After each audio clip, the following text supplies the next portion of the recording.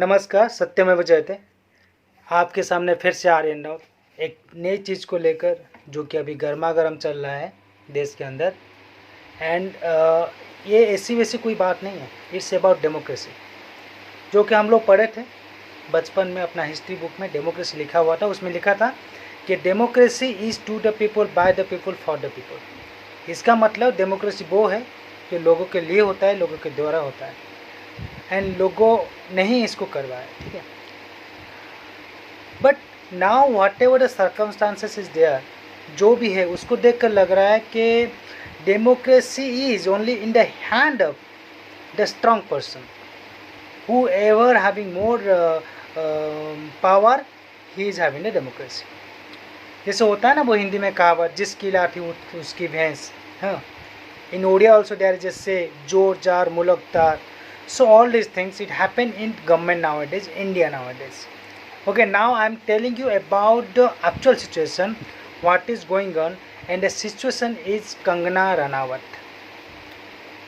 Yeah, I think you all understood about everything, that what is about the situation. Let me describe the situation from the first part.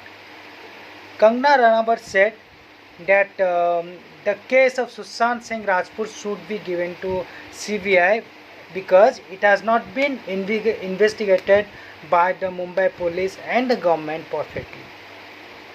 And the central government ordered CBI that CBI should be there and CBI interfere in that case. Okay.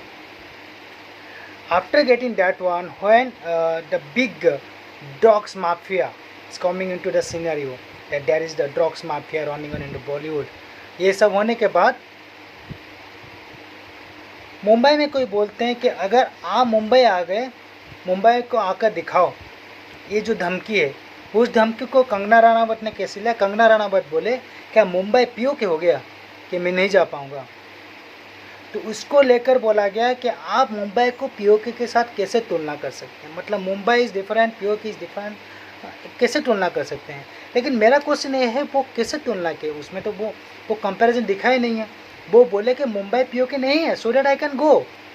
PO के होता तो मैं नहीं जा पाता, so that is the fact कि वो तो बोले ही नहीं कि मुंबई पीओ के, तो इसमें तो मुंबई का कहीं अपमान है ही नहीं, महाराष्ट्र का अपमान है ही नहीं। आप ज़बरदस्ती उसमें अपमान घुसा रहे हो कि यहाँ अपमान हो रहा है, ठीक है। अच्छा ठीक है, ये तो गया। आप बोल रहे हो कि मुंबई ऐसे कैसे बोल सकते हैं कि मुंबई को पीओ के साथ तुलना कर सकते हैं, ठीक है। But in Mumbai itself, in Maharashtra itself, there are many persons who are saying India is becoming now Syria. Okay, we are feeling we are not safe here. Okay, intolerance is going on. That time what happened? उस time तो कुछ नहीं हुआ। और खबर देख रहा हूँ कल सुबह के उनका ऑफिस तोड़ दिया गया, ठीक है। मतलब सच्चाई के साथ खड़े रहो तो इतना सारा मुश्किल आते हैं। लेकिन खुशी की बात यह है कि कंगना रनावत जी ने अभी तक अपना सर नहीं झुकाए। मुझे नहीं लगता कि वो झुकाएंगे, भारत की बेटी तो झुकाना तो नहीं चाहिए। मैं ये भी सोचता हूँ कि अर्नब गोस्वामी के ऊपर जो मिस्टर अर्नब हैं रिपब्लिक भारत के, उनके ऊपर भी केस चलने वाले हैं।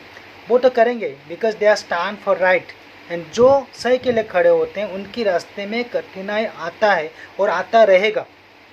उनको क्या करना है, उसके साथ लड़ना है, उसको कवर अप करके, उसको जंप अप करके, उससे आगे जाकर सच्चाई को जिताना है। That's what I am saying now. अभी हम इस चीज़ को थोड़ा दूसरे तरीके से सुनते हैं एंड सोचते हैं कि कंगना जी के ऑफिस आपने तोड़ दिया, ठीक है। वहीं पर मनीष मल्होत्रा जी का ऑफिस है, आपने वहाँ पर 7 दिन का नोटिस दिया, लेकिन यहाँ पर आपने 1 दिन में ही तोड़ दिया, वो आने से पहले ही, ठीक है। और वो भी बोला जाता है कि क्या है, बीएमसी तोड़ दिया। तो बीएमसी क्यों तोड़ा ऑफिस, वाई? अरे वो तो अपना काम सही से नहीं करता, तो अभी भी नहीं करते ना भाई। वैसे तो आपका काम ये था नहीं, आपको 7 डेज़ का नोटिस देना था, वो तो आप दिए नहीं, ठीक है।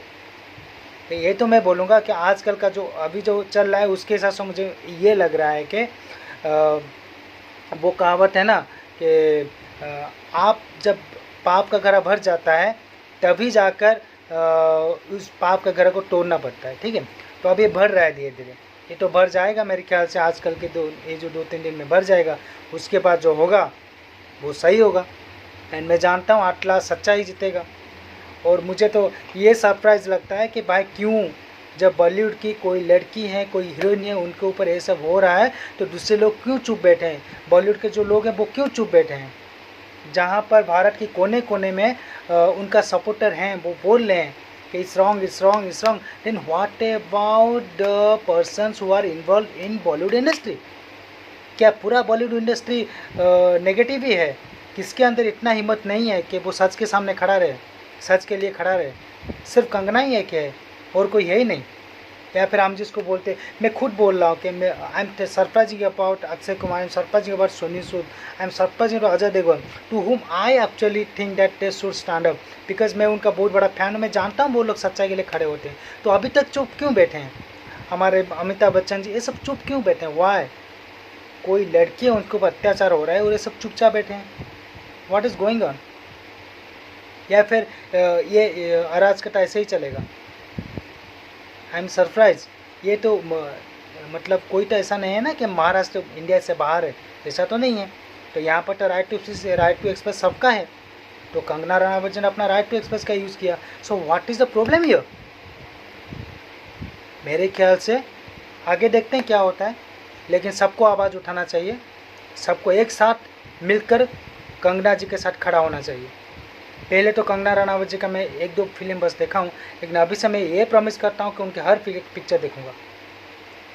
मुझे लग रहा है कि she is the lady of India, वही है जो भारत माँ की बेटी है।